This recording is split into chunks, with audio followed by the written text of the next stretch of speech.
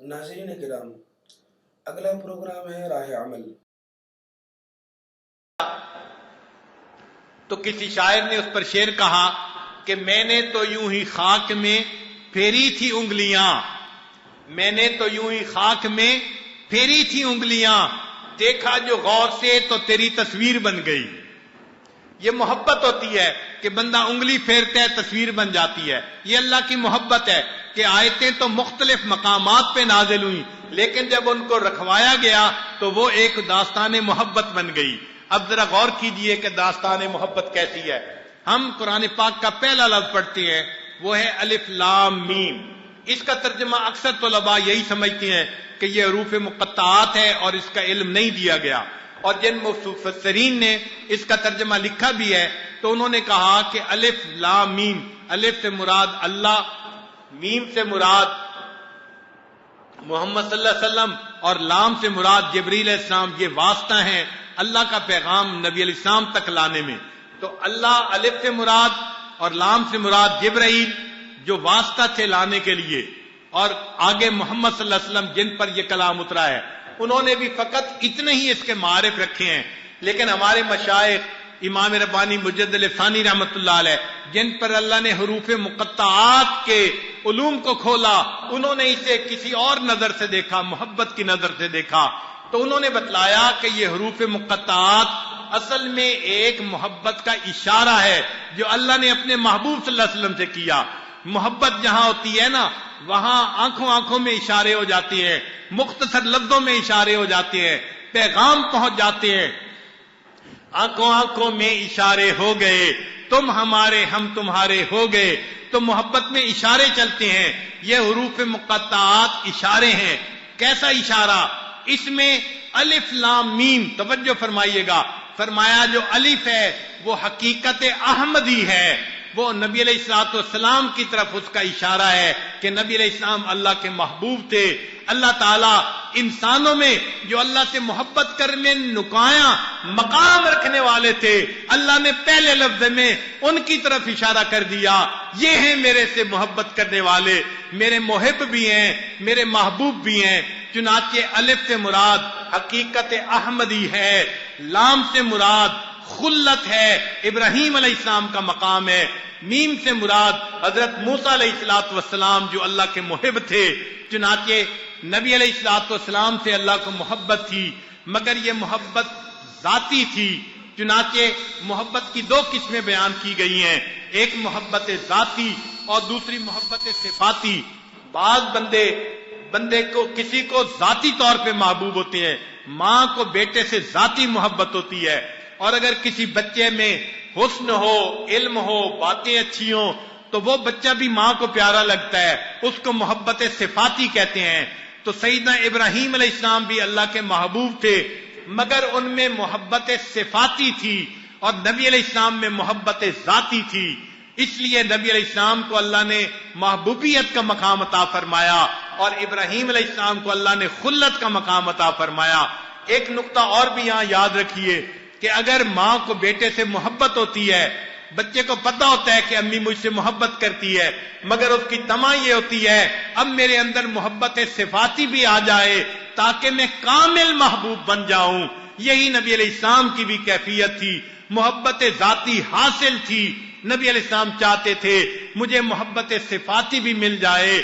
چنانچہ نبی علیہ السلام نے درود شریف نمران جو نماز میں رکھا تو کون سا؟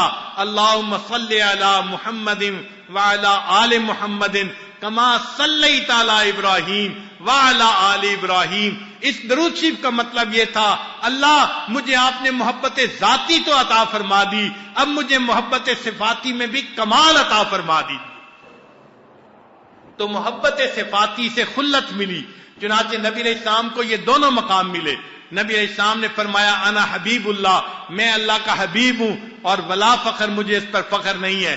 اور دوسری جگہ نبی علیہ السلام نے فرمایا اگر میں دنیا میں کسی سے محبت کرتا، کسی کو خلیل بناتا، لئن اتخذ ابی بکر خلیلا، میں ابو بکر کو خلیل بناتا، ولکن صاحبکم خلیل اللہ، لیکن تمہارا صاحب تو اللہ کا خلیل ہے۔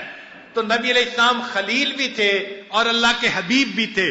اللہ نے ان کو دونوں طرح کے کمال عطا فرمائے تھے۔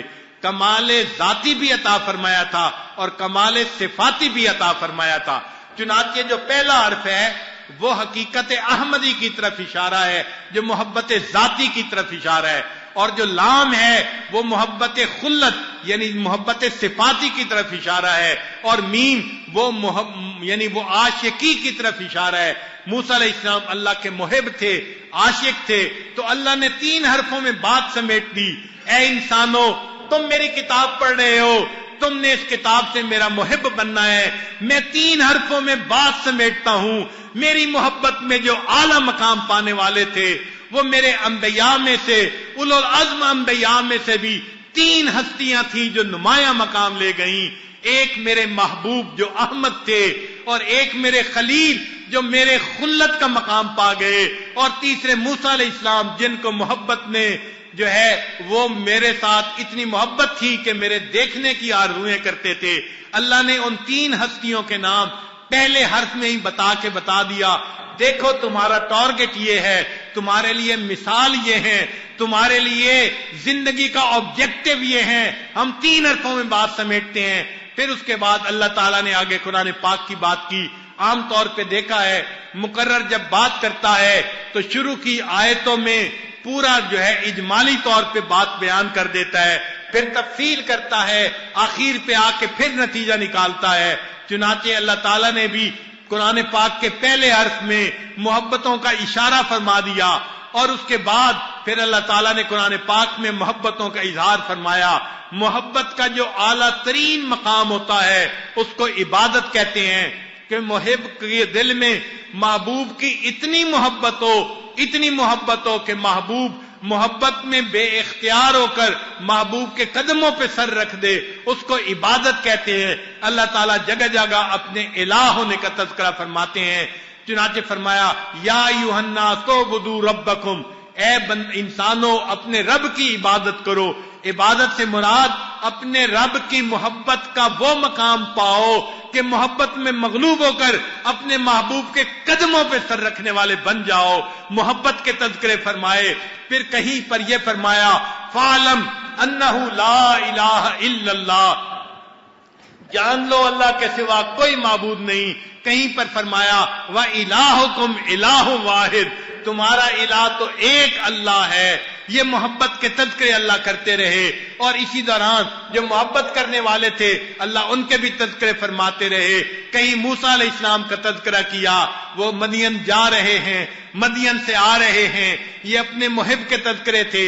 بتا دیا کہ وَلَمَّا جَاءَ مُوسَىٰ لِمِيقَاتِنَا، موسیٰ علیہ السلام آئے تھے طور پر ہماری ملاقات کرنے کے لیے۔ دیکھو محبت کے تذکرے ہیں جو اللہ نے قرآن میں تفصیل سے بیان فرمائے۔ کہیں ابراہیم علیہ السلام کے تذکرے کیے، میرا ابراہیم نے اس طرح چاند کے وہی جو ہے نفی کی، سورج کی بھی نفی کی، اور پھر فرمایا وَإِبْرَاهِيمَ الَّذِي وَفَّىٰ، ابراہیم میرا کتنا وفادار تھا، مجھ سے کتنا محبت کرنے والا تھا، اس نے تو محبت میں انتہا کر دی۔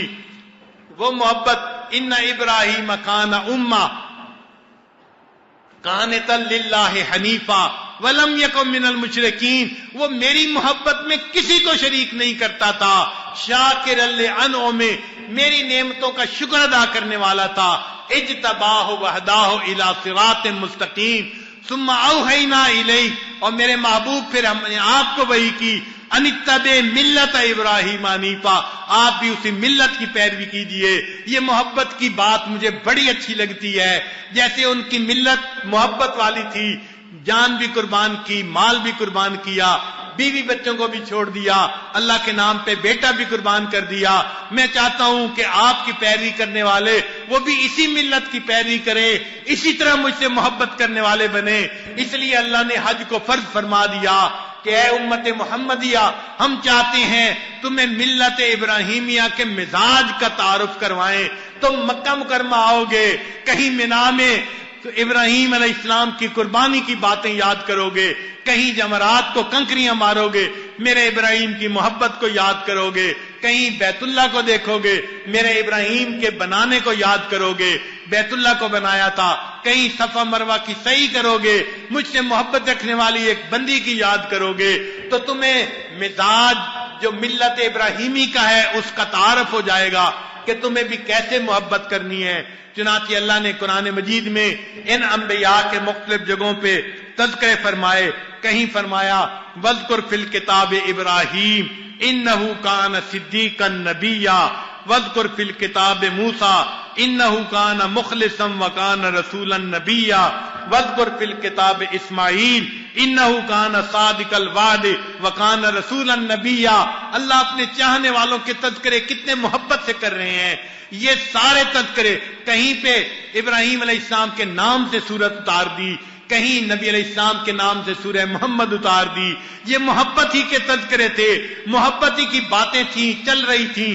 پھر اللہ نے آخر پہ آ کے ان محبوبوں کی جو ملاقات گاہ تھی اس کے بھی تذکرے کر دیے، اور صرف تذکرہ نہیں کیا، محبت سے قسم کھا کے فرمایا والتین والزیتون وطور سینین وہذا البلد الامین۔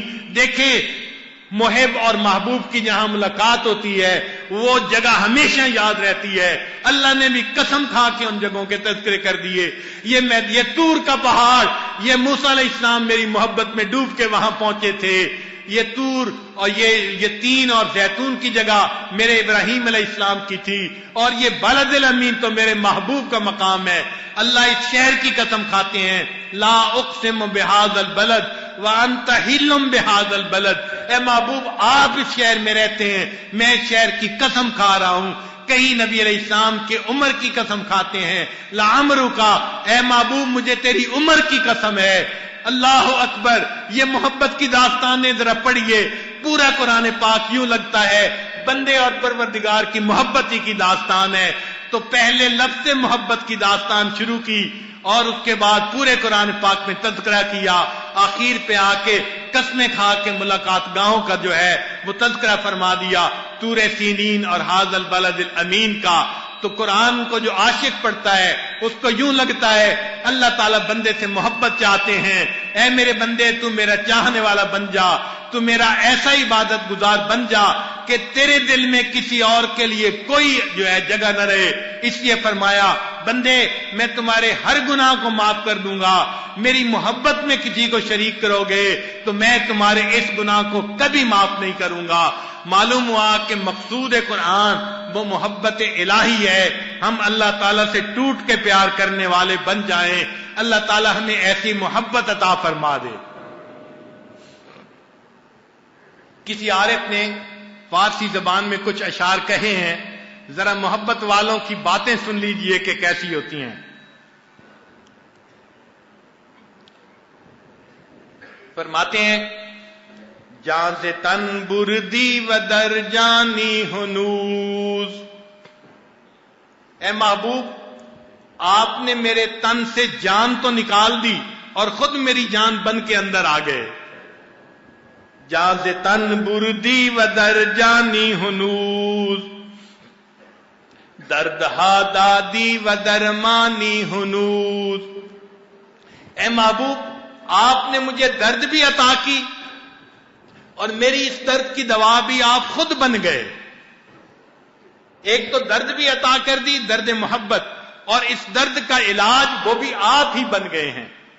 جہاں سے تن بردی و در جانی ہنوز، درد ہا دادی و درمانی ہنوز، آشکارا سینہ امبش کاپتی، ہم چنا در سینہ پنہانی ہنوز۔ اے محبوب آپ نے اپنی محبت سے میرے سینے کو چاک کر کے کھول کے رکھ دیا، اور پھر اس کھلے سینے میں آپ ہی چھپ کے بیٹھ گئے ہیں۔ میرے اس کھلے سینے میں چھپے ہوئے تو آپ ہی ہیں۔ ملک دل کر دی خراب از تیغ ناز، آپ نے ناز کی تلوار سے میرے دل کو ختم کر کے رکھ دیا، کاٹ کے رکھ دیا، میرے دل سے غیر کو نکال کے رکھ دیا۔ ملک دل کر دی خراب از تیغ ناز، و اندری ویران سلطانی ہنوز، اور اس ویرانے میں ابھی بھی حکمرانی محبوب آپ ہی کی ہے۔ ملک دل کر دی خراب از تیغ ناز، آپ نے میرے دل کو ناز کی تلوار سے خراب کر دیا، اور اس ویرانے میں ابھی حکمرانی و اندری ویران سلطانی ہنوز، ابھی بھی اس میں سلطانی اور حکمرانی تو آپ ہی کی ہے۔ آگے ایک شعر کہتے ہیں جس کی قیمت ادا نہیں کی جا سکتی، فرماتے ہیں قیمت خود ہر دو عالم گفتئی، اے میرے بندے، اے میرے محبوب اللہ، آپ نے اپنے وصل کی قیمت دو عالم بتائی ہے کہ دنیا اور آخرت کی تمام تمنائیں دل سے نکال دو۔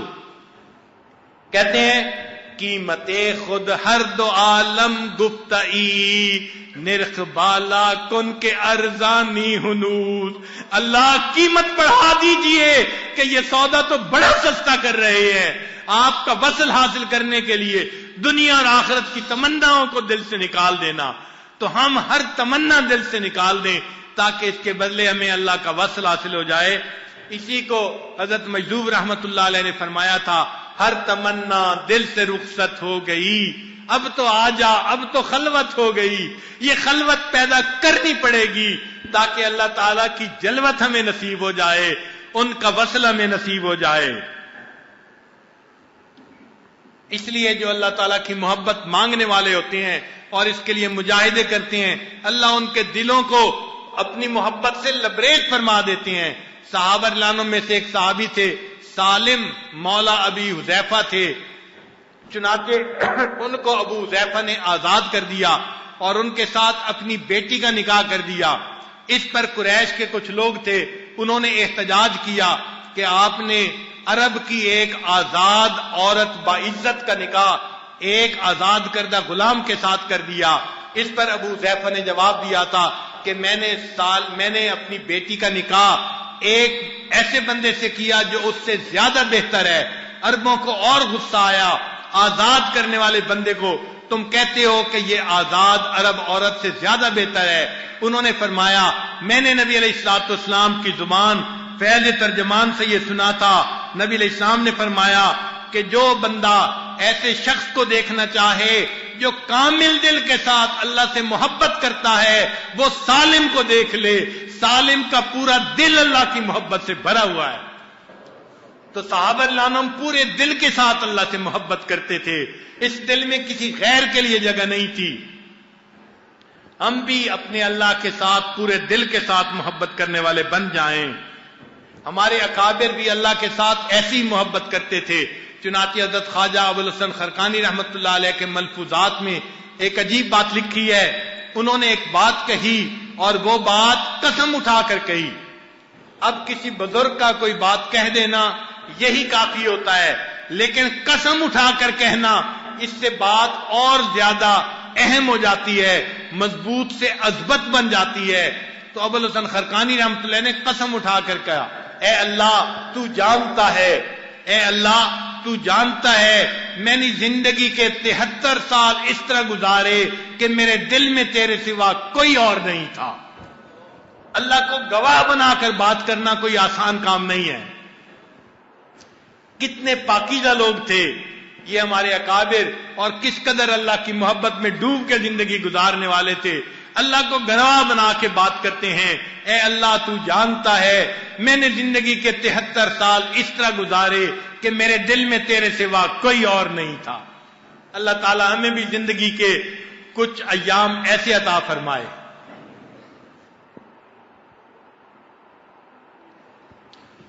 ایک مرتبہ حضرت خواجہ بہاؤالدین نقشبند بخاری رحمت اللہ علیہ اپنے شیخ حضرت خواجہ امیر کلال رحمت اللہ علیہ کو ملنے کے لیے تشریف لے گئے۔ چونکہ اس علاقے میں سردی بہت تھی تو رات کو آگ جل رہی تھی اور امیر کلال رحمت اللہ علیہ وہ آگ کے قریب بیٹھے ہوئے تھے گرمی لینے کے لیے۔ تو جب نقشبند رحمت اللہ علیہ نوجوان تھے وہاں گئے تو انہوں نے ایک یعنی صدری پہنی ہوئی تھی، جیسے چمڑے کی بنی ہوئی ایک صدری ہوتی ہے، جیکٹ ہوتی ہے، انہوں نے پہنی ہوئی تھی۔ یہ گئے تو شیخ نے فرمایا کہ نقشبند بہاؤالدین تم اس آگ کو بجھنے نہ دینا، اس کے اندر لکڑی ڈالتے رہنا۔ یہ لکڑی ڈالتے رہے، جب بندہ سردی کے موسم میں بھی آگ کے قریب رہے نا تو گرمی لگتی ہے، پسینہ آتا ہے۔ ان کو جب پسینہ آیا تو انہوں نے اپنی آستین اتاری، اب اتارتے ہوئے ہاتھ سے چھٹی تو آگ کے اندر گر گئی۔ اب یہ حیران کھڑے ہیں کہ میری جیکٹ اتر کے آگ کے اندر گر گئی۔ امیر کلال رحمت اللہ نے فرمایا بہاؤدین جاؤ اور اپنی جیکٹ کو آگ میں سے نکال کے لاؤ۔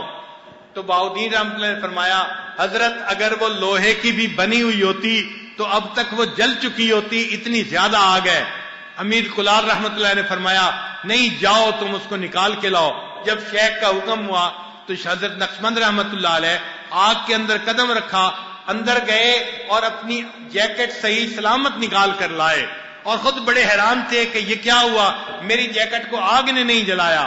تو امیر کلال رحمت اللہ نے فرمایا کہ بہاؤدین اس بات کو یاد رکھنا کہ جن لوگوں کے دل اللہ کی محبت میں ڈوبے ہوئے ہوتے ہیں، ان کے جسم سے جو کپڑے لگتے ہیں، دنیا کی آگ ان کپڑوں کو نہیں جلاتی۔ تو جو لوگ اللہ والوں کے دلوں میں بستے ہیں، اگر اللہ تعالیٰ قیامت کے دن ان کو جہنم کی آگ سے بری فرما دے تو کیا بعید ہے۔ تو جن کے دل اللہ کی محبت میں بھرے ہوتے ہیں، ان کے دل میں جگہ پا لینا یہ بڑی نعمت ہوتی ہے۔ ہم اپنے اکابرین کے دلوں میں جگہ پا لیں، ان کے محبوب نظر بن جائیں، اللہ تعالیٰ ہمیں ان کے دلوں میں جگہ عطا فرما دے۔ چنانچہ حضرت خواجہ عبد الخالق غیدوانی رحمت اللہ علیہ ان کا ایک ملفوظ پڑھا، اور اس ملفوظ کو پڑھ کے تقریباً پورا دن ہی یہ عاجز روتا رہا کہ ان بزرگوں کے دل کتنے بڑے ہیں اور یہ اپنی محبتوں میں کتنے مخلص ہیں۔ وہ ملفوظ آپ بھی سن لیجئے۔ حضرت خواجہ عبد الخالق غیدوانی رحمت اللہ علیہ فرماتے ہیں اگر کوئی مکھی ہم سے یا ہمارے احباب میں سے کسی کے جسم سے اڑ کر گئی اور کسی دوسرے بندے کے جسم پر بیٹھی، تو جب تک اللہ تعالیٰ اس بندے کو جہنم سے بری نہیں فرما دیں گے، ہم اس وقت تک چین سے نہیں بیٹھیں گے۔ اگر کوئی مکھی ہم سے یا ہمارے احباب سے مراد خلفائے سلسلہ جو بھی آنے والے ہیں قیامت تک، اگر کوئی مکھی ہم سے یا ہمارے احباب کے جسم سے اڑ کر گئی اور کسی دوسرے بندے کے جسم پر جا کر بیٹھی، اتنا کمزور سا تعلق ہے، فرمایا جب تک اللہ تعالیٰ اس کو جہنم کی آگ سے بری نہیں فرما دیں گے، ہم اس وقت تک چین سے نہیں بیٹھیں گے۔ اگر اتنے کمزور تعلق کا وہ اتنا لحاظ کر رہے ہیں تو جو بندہ سلسلے میں بیعت ہوگا، مراقبے کرے گا اور مجاہدے کرے گا اور اللہ کی محبت کو پانے کے لیے زندگی لگائے گا، پھر اس کی محنتوں کا کتنا لحاظ کریں گے۔ یہ سچے لوگ ہیں، اللہ تعالیٰ ہمیں ان سچوں کے ساتھ محبت میں نتھی فرما دے، اور اللہ تعالیٰ ہمیں بھی اپنی سچی محبت عطا فرما دے۔ حضرت مجذوب رحمت اللہ علیہ عجیب اشعار فرماتے ہیں، ذرا توجہ سے سنیے۔ کس کام کا وہ دل ہے کہ جس دل میں تو نہ ہو، کس کام کا وہ دل ہے کہ جس دل میں تو نہ ہو، بس نام کا وہ گل ہے کہ جس گل میں بو نہ ہو، خلوت میں لاکھ بیٹھیے خلوت مگر کہاں، جب تک کہ جان و دل میں بسا تو ہی تو نہ ہو۔ انسان اگر خلوت میں بیٹھے تو دل میں تو ہی تو بسا ہوا ہو، پھر انسان کو خلوت کے مزے آتے ہیں۔ چنانچہ اللہ تعالیٰ سے دعا مانگنی چاہیے کہ اللہ تعالیٰ ہمارے دلوں کو اپنی محبت سے بھر دے۔ فخر الدین عراقی رحمت اللہ علیہ کے کچھ اشعار عجیب ہیں، فرماتے ہیں سنما رہے کلندر سزے در میں من نمائی، کہ دراز و دور دیدم رہو رسم پارسائی، اے میرے رہبر، اے میرے رہنما، اے میرے شیخ، میرے لیے تقوی اور پارسائی کے راستے سے اللہ تک پہنچنا یہ بہت مشکل اور دور کام نظر آتا ہے، لہذا تو کوئی ایسا قریب کا راستہ مجھے بتا دے کہ جس سے میں اللہ تعالیٰ تک پہنچ جاؤں، یعنی توجہات کے ذریعے مجھے اللہ تعالیٰ تک پہنچا دیجئے، جذب کے راستے سے مجھے اللہ سے ملا دیجئے، سلوک کے راستے سے ملنا تو بڑا لمبا راستہ ہے۔ سنما رہے کلندر سز درب من نمائی، کہ دراز و دور دیدم رہو رسم پارسائی، بطواف کعبہ رفتم بحرم رحم ندالن، میں جب طواف کعبہ کے لیے گیا تو مجھے انہوں نے حرم میں داخل نہ ہونے دیا، کہ برونچ کار کر دی کہ درون خانہ آئی، کہ اے بندے تو گھر سے باہر کیا کرتا رہا ہے، اب تو میرے گھر میں داخل ہونے کے لیے آ گیا ہے، باہر تو کیا کرتوت کرتا پھرا ہے، اے میرے چاہنے والے باہر تو نے کیا حرکتیں کی ہیں، اب تو میرے گھر میں میرے پاس داخل ہونا چاہتا ہے۔ آگے فرماتے ہیں بزمی چو سجدہ کردم لے زمین دا برآمد، کہ جب میں نے زمین پہ سجدہ کیا تو زمین سے آواز آئی کہ مرا خراب کر دی تو بسجدہ ریائی، اور ریا کے سجدہ کرنے والے تو نے مجھے بھی خراب کر ڈالا۔ زمین سے آواز آئی اور ریا کے سجدے کرنے والے تو نے مجھے بھی خراب کر ڈالا۔ تو اگر ہم زبان سے اللہ کی محبت کے نعرے لگائیں اور ہمارے عمل اس کے خلاف ہوں تو پھر اللہ کی محبت میں ہم جھوٹے ہوں گے۔ اللہ تعالی ہمیں اپنی محبت میں سچا فرما دے اور ہمیں اپنا وصل عطا فرما دے۔ چنانچہ مولانا روم رحمت اللہ علیہ نے مجنو کے بارے میں چند اشعار لکھے ہیں، بڑے عجیب ہیں، ذرا توجہ سے سنیے گا۔ فرماتے ہیں دید مجنو راج کے صحرا نورد، در بیابان غمش بنشست فرد۔ مجنو کو کسی نے دیکھا صحرا کے اندر ایک بندے نے کہ وہ بیابان غمش کے اندر اکیلا بیٹھا ہوا تھا۔ ریگ کاغذ بود انگشتہ قلم، کاغذ کو اس نے اپنے لیے، ریت کو اس نے اپنے لیے کاغذ بنا لیا تھا اور اپنی انگلی کو اس نے قلم بنا لیا تھا۔ می نمود اے بہر کس نامہ رقم، ایسے لگتا تھا دیکھنے سے کہ جیسے کسی کو بیٹھا ہوا وہ خط لکھ رہا ہے۔ گفت اے مجنون شیدا چیز تئیں، اس بندے نے پوچھا اے عاشق مجنون تو کس کو جو ہے یہ کیا بیٹھا لکھ رہا ہے؟ می نویسی بیر نامہ کیست این، تو کس کو یہ بیٹھا ہوا خط لکھ رہا ہے؟ گفت اے مجنون شیدا چیست این، می نویسی بہر نامہ کیست این، گفت مشق نام لیلی می کنم، مجنون نے جواب دیا میں تو لیلا کا نام لکھنے کی مشق کر رہا ہوں۔ خاطر خود لا تسلی می دہم، میں لیلا کا نام لکھ لکھ کے اپنے دل کو تسلی دے رہا ہوں، میرے پاس کہاں فرصت ہے میں کسی کو خط لکھوں، بس لیلا کا نام لکھ رہا ہوں، نام لکھنے سے میرے دل کو تسلی ہو رہی ہے کہ مجھے اس سے محبت ہے۔ مولانا روم رحمت اللہ علیہ فرماتے ہیں عشق لال لیلا عشق مولا کہ کمد لیلا بود، اے اللہ کے چاہنے والے کیا اللہ کا عشق لیلا کے عشق سے بھی گیا گزرا ہے کہ مجنو تو اپنی انگلی سے لیلا کا نام لکھ کے تسلی دیتا ہے اور تو مراقبے میں بیٹھ کے اللہ کی یاد سے اپنے دل کو تسلی نہیں دیتا۔ کاش ہمارے دل میں بھی محبت ہوتی اور ہمیں بھی مراقبے میں بیٹھنے سے دل کو تسلی مل جاتی، دل کو سکون مل جاتا۔ عشق مولا کہ کمد لیلا بود، گوئی گشتن بیر او اولا بود۔ اس لیے ہمیں چاہیے ہم اپنے اعمال میں لگے رہیں تاکہ اللہ تعالیٰ کی محبت ہمیں بھی نصیب ہو جائے، ہمارا دل پورا کا پورا اللہ تعالیٰ کی محبت سے بھر جائے۔ حضرت مجذوب رحمت اللہ علیہ نے کیا عجیب بات کہی ہے، فرماتے ہیں تو ہو کسی بھی حال میں مولا سے دل لگائے جا، تو ہو کسی بھی حال میں مولا سے دل لگائے جا، قدرت ذوالجلال میں کیا نہیں گڑ گڑائے جا، تو ہو کسی بھی حال میں مولا سے دل لگائے جا، قدرت ذوالجلال میں کیا نہیں گڑ گڑائے جا، بیٹھا رہے گا یوں اگر کام کے کیا رہیں گے پر، بیٹھا رہے گا یوں اگر کام کے کیا رہیں گے پر، گو نہ نکل سکے مگر پنجڑے میں پھڑ پھڑائے جا۔ اگر تیرے لیے نکلنے کا راستہ نہیں ہے اے پرندے پنجرے کے اندر رہتے ہوئے پھڑ پھڑاتا جا، تیرے مالک کو پتہ چل جائے گا تو آزادی چاہتا ہے۔